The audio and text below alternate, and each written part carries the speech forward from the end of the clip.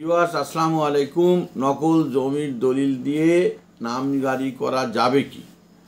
নকল দলিল বলতেই আপনারা যে জমিটা প্রথম অবস্থায় ক্রয় করেছেন, এই জমিটার যে দলিলটা হয়, এই দলিলের মধ্যেই সব কিছু কিন্তু বিদ্যমান রয়েছে। এইটা যখন প্রথম দিনে দাতা এবং গৃহীতা, যারা দাতা তারা বিক্রি করে, যারা গৃহীতা তারা ক্রয় করে, এটাকে বলা হয় দাতা এবং গৃহীতা। এই জমিটা যখন আপনাদের রেজিস্ট্রি অফিসে গিয়ে রেজিস্ট্রি করে আপনারা ক্রয় করবেন জমিটা, তখন কিন্তু তাৎক্ষণিকভাবে জমিটা কিন্তু রেজিস্ট্রি অফিসে জমা নিয়ে নেবে। জমা নিয়ে নেওয়ার পর এটা কিন্তু উঠাইতে একটু সময়ের প্রয়োজন, 1, 2, 3 বছরও লেগে যেতে পারে। তাই আপনারা এটার পরিবর্তে নকল দলিল বলতে এটাকে বুঝাচ্ছে, তাই বলে সঠিক সব কিছুই ঠিক আছে, মানে ওইটারই সার্টিফাইড কপিটা যেটা, সেটাকে বলা হয় নকল দলিল। অর্থাৎ সার্টিফাইড কপি একটা আপনারা উঠাই নেবেন। তখন এই সার্টিফাইড কপি উঠানোর জন্য 1,500 থেকে 2,000 টাকা আপনাদের কাছে রেজিস্ট্রি অফিসে সরকাররা আছে, তাদের বিনিময়ে আপনারা উঠাইতে পারবেন।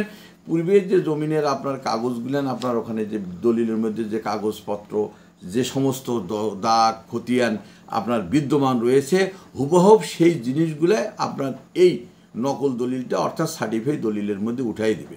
তার মধ্যে আপনার দলিলের মধ্যে থাকবে দলিল নাম্বার, তারপরে যেদিন আপনি দলিল করবেন দলিলের তারিখ, তারপরে আপনার ক্রমিক নম্বর থাকবে, দাতার নাম থাকবে, গৃহীতাকে তার নাম থাকবে, সব কিছুই থাকবে এবং এনআইডি কার্ডের নাম্বার পর্যন্ত থাকবে, তার জেল নাম্বার থাকবে, খতিয়ান নাম্বার থাকবে, কোন প্লটে আপনি জমি খাচ্ছেন, কত নম্বর দাগে কতটুকু জমির পরিমাণ, সব কিছুই কিন্তু ওর মধ্যে বিদ্যমান থাকবে।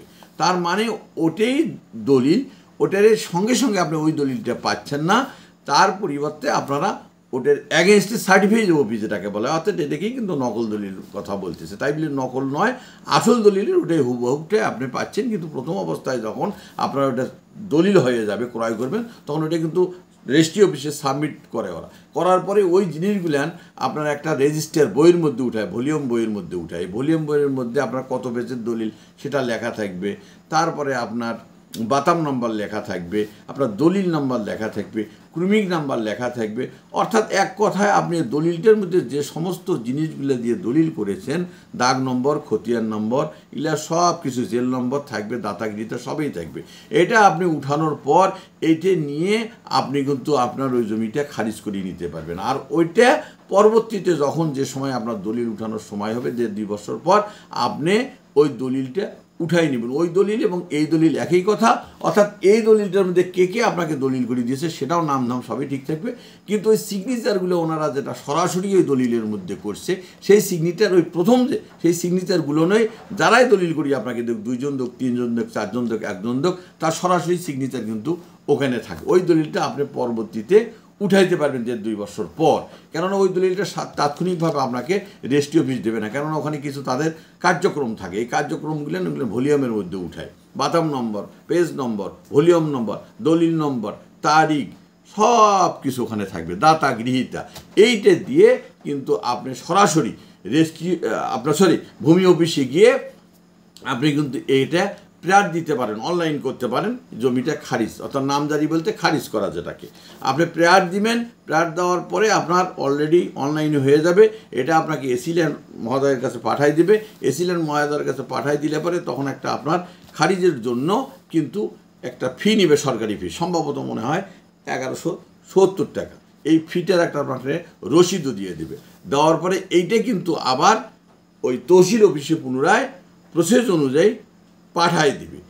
আর যখনই আপনি এটা খারিজ করবেন, তখন কিন্তু খারিজ জন্য প্রেয়ার দিলে তহসিলদার সাহেব কিন্তু আপনার জমিটা আপনার যার কাছ থেকে ক্রয় করলেন, তাদের কাছে একটা ইনকোয়ারির জন্য কিন্তু আসতে পারে, জমিটা মূলত আসলেই বিক্রি হচ্ছে কি না, কার দখলে আছে, কী সমস্যা, ইত্যাদি ইত্যাদি। আর উনি প্রয়োজন মনে করলে আসতেও পারে, না আসলে নাও আসতে পারে। আর আসলে তো আপনার জমির দলিল রাইট, ওনারা না এসেও তদন্ত না করেও কিন্তু এটা প্রতিবেদন কিন্তু পাঠাই দিতে পারে। এটা দেওয়ার পরে আপনি আবার এতে যাবেন এসিল্যান্ড অফিসে। খুব একটা কঠিন কাজ না, সহজ কাজ, নিজেই করতে পারবেন। কোনো ব্রোকার, কোনো দালাল ধরে যে আপনি করবেন খারিজ, তা কখনোই করবেন না। বরং আপনি নিজে করলে আপনার নিজের মনে একটা আত্মতৃপ্তিও হবে এবং আপনি নিজে সব বিষয়গুলো জানতে পারবেন।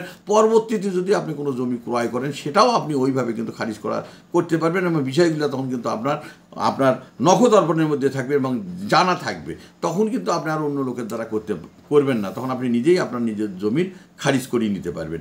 তারপরে খারিজ করার পর আপনি তহসিল অফিসে গিয়ে আপনার ওই জমির যতটুকু অংশ আপনি কিনেছেন ওই খতিয়ানে যদি 10 বিঘা জমি থেকে থাকে 10 বিঘা জমির খাজনা আপনাকে দিতে হবে না, শুধু যতটুকু আপনি ক্রয় করেছেন 1 বিঘাই হোক, 10 শতক হোক, 1 শতক হোক, 30% হোক অথবা 2.5 বিঘা হোক, ওইটুকুই শুধু আপনি খাজনা দিবেন। তখন আপনার নামে জমিটা সরাসরি তার খতিয়ান থেকে আপনার খতিয়ানে অন্তর্ভুক্ত হলো এবং ওখানে হোল্ডিং নাম্বার দিয়ে আপনার একটা খতিয়ান নাম্বারও কিন্তু দিয়ে দেবে এবং অত্যন্ত সহজ ব্যাপার, যার জন্য এই নকল দলিল দিয়ে আপনার নাম জারি করা অতি সহজ এবং ওই জিনিসটাই আপনি উঠাইবেন, ওটাই কি নকল বা সার্টিফাইড দলিল বলা হয়, তাতে কোনো সন্দেহ নেই।